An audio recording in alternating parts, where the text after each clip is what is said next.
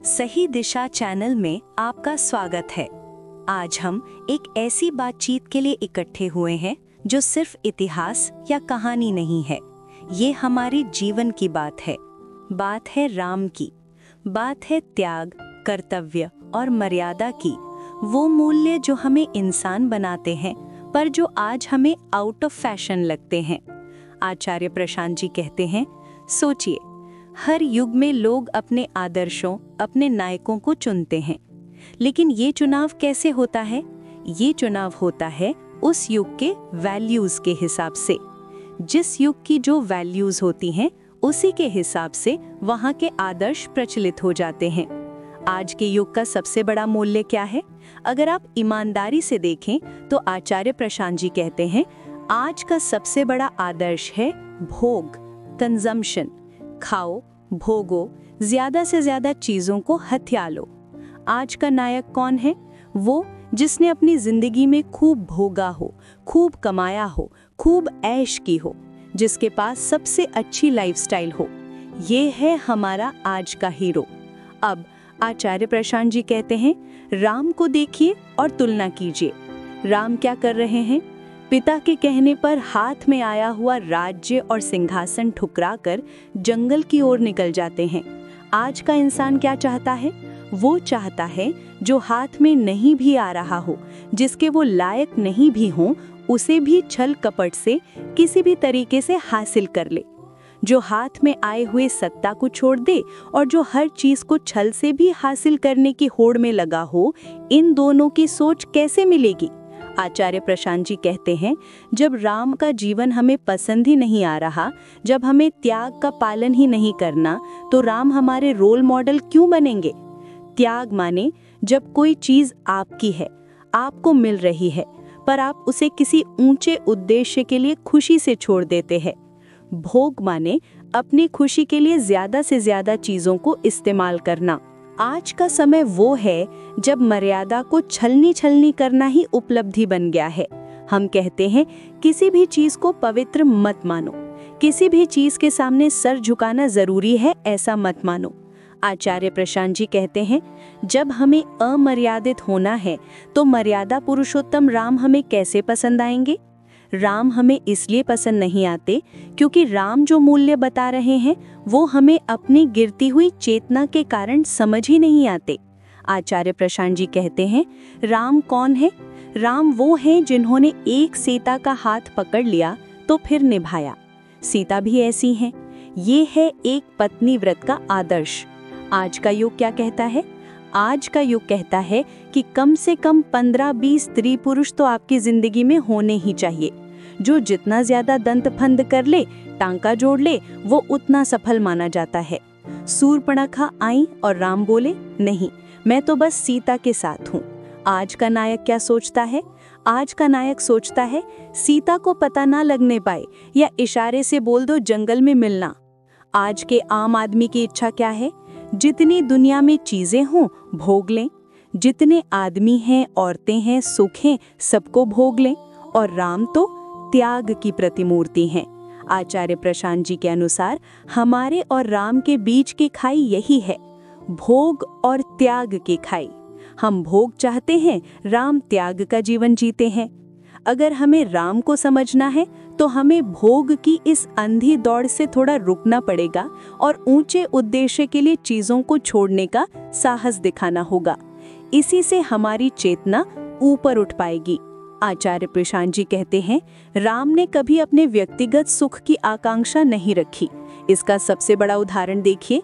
रावण को हराकर सोने की लंका जीत ली तो खुद क्यों नहीं रख ली? अपना कोई प्रतिनिधि वायसराय क्यों नहीं बिठा दिया? नहीं, उन्होंने रावण के ही छोटे भाई विभीषण को लंका सौंप दी।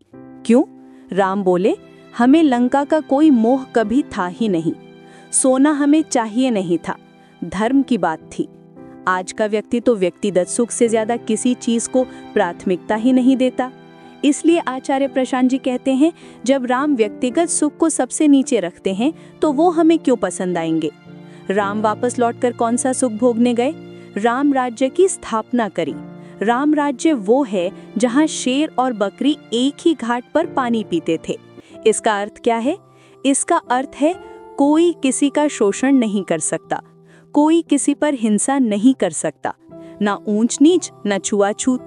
आचार्य प्रशांत जी पूछते हैं, क्या आज हम ऐसा समाज चाहते हैं या हम खुद ही शेर बनना चाहते हैं जो बकरी को मारकर खा जाए? राम ने अपने राज्य के एक साधारण से व्यक्ति, एक धोबी की बात को भी महत्व दिया। धोबी ने अपनी पत्नी से कहा, मैं कोई राम थोड़े ही हूँ जो पराये घर से आई सीता को स्वीकार कर लूं। राम ने राजा होते हुए भी उस छोटे आदमी की बात पर ध्यान दिया। आज का कोई राजा, कोई बड़ा आदमी एक साधारण आदमी की बात को क्यों सुनेगा? वो तो कहेगा, मैं राजा हूँ, ये तो छोटा आदमी है, मैं इसकी बात पर ध्यान क्यों दूं? आचार्य प्रशांत जी कहते हैं, सीता को देश निकाला देना विवाद का मुद्दा हो सकता है, पर इस पर तो कोई विवाद नहीं हो सकता ना कि कोई भी पति अपनी प्यारी और गर्भवती पत्नी को बाहर निकालने पर खुश तो नहीं हो सकता। राम ने ऐसा इसलिए किया क्योंकि उनके लिए व्यक्तिगत सुख से ज्यादा प्रजा का संतोष और कर्तव्य महत्वपूर्ण था। राम तो कदम कदम पर कर्तव्य पर चलते हैं। वो ये नहीं देखते कि उन्हें लाभ क्या होगा, वो ये नहीं देखते कि उन्हें सुख मिलेगा कि नहीं, वो ये देखते हैं कि कर्तव्य क्या है। मैं तो अपने कर्तव्य का पालन करूंगा। जब हम अपने कर्तव्यों का पालन ही नहीं करना चाहते, जब हमें हर चीज में सिर्फ अपना लाभ चाहिए, तो राम हमें क्यों अच्छे लगेंगे? आज के हीरो कैसे होते हैं? आज के हीरो तो रोते कहाँ हैं? वो तो फौलादी हैं, चट्टान के बने हुए हैं। लेकिन राम तो बात बात में रो पड़ते हैं। लक्ष्मण को लगती है तो राम उनके ऊपर झुके हुए हैं और रोए जा रहे हैं। आचार्य प्रशांत जी कहते हैं, राम के चरित्र में जितनी शक्ति है उतनी ही कोमलता भी है। राम बहुत भावुक हैं, बहुत कोमल हैं। कोमलता आज के युग में मान्य नहीं, आज कठोरता चाहिए। तो राम हमें क्यों पसंद आएंगे? राम वो हैं जो कभी केवट के साथ बैठकर आंसू बहा लेते हैं, कभी शबरी के जूठे बेर खा लेते हैं। वो ये नहीं देखते कि कौन ऊंचे कुल का है, कौन नीचे कुल का है। लंका पहुंचने के लिए जब पुल बन रहा था, आचार्य प्रशांत जी कहते हैं, एक नन्ही सी गिलहरी मुंह में वेत भर के भाग रही थी। राम ने उसे देखा, मुस्कुराए, हथेली में उठाया और स्नेह से उसकी पीठ पर हाथ फेरा। आज कौन साधारण रहना चाहता है? आज कौन आंसू बहाना चाहता है? आज कौन किसी गिलहरी की पीठ पर हाथ फेरना चाहता है? आज हमें चाहिए चकाचौंध भरी जिंदगी। यहीं पर आचार्य प्रशांत जी कहते हैं, हमें अपनी चेतना को देखना होगा। क्या हम पत्थर बन गए हैं? क्या हमारे भीतर प्रेम, करुणा, कोमलता के लिए कोई जगह नहीं बची है? राम हमें सिखाते हैं कि सच्ची शक्ति कठोरता में नहीं, बल्कि शक्ति के साथ कोमलता रखने में है।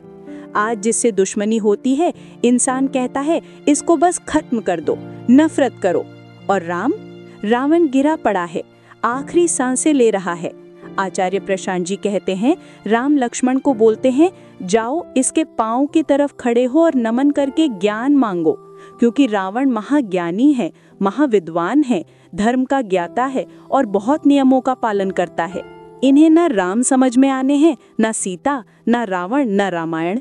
आचार्य प्रशांत जी कहते हैं, ये लोग क्या करेंगे? दिवाली पर काजू किशमिश बर्फी चमका लेंगे, पटाखे फोड़ लेंगे। राम के नाम का जितना दुरुपयोग कर सकते हैं वो सब कर लेंगे। राम तो त्याग हैं, राम तो कर्तव्य हैं, राम तो अडिग सत्य हैं। राम वो हैं जो जंगल में भी जाकर सत्य के प्रति अपनी दृढ़ता नहीं छोड़ते। हमें झूठ पसंद है, हमें भोग पसंद है, हमें आसान जिंदगी पसंद है। इसलिए आचार्य प्रशांत जी कहते हैं, राम हमें दूर के असामान्य व्यक्ति लगते हैं।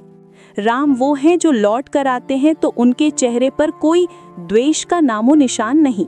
बीते हुए 14-15 साल भी जरा भी आहत नहीं कर पाए राम को, वो मुस्कुरा ही रहे हैं। भरत आते हैं, कहते हैं आप वापस चलिए, राज्य आपका है। राम कहते हैं, भरत तुम्हारा है। आचार्य प्रशांत जी कहते हैं, अगर हम आज राम को नहीं समझ पा रहे तो हमें अपनी चेतना को ऊपर उठाने का संकल्प लेना होगा। भोग को छोड़कर त्याग की तरफ देखो, व्यक्तिगत सुख को छोड़कर कर्तव्य की तरफ देखो, कठोरता को छोड़कर कोमलता और सत्य की तरफ देखो। यही राम का सबसे बड़ा संदेश है। अपने जीवन को बदलो, अपने मूल्यों को बदलो और तब राम आपको स्पष्ट दिखाई देंगे। आप सुन रहे थे सही दिशा, जहां हम जीवन से जुड़ी सच्चाइयों की बातें करते हैं। अगर ये ऑडियो आपको अच्छी लगी तो कृपया हमारे चैनल को सब्सक्राइब करें। धन्यवाद।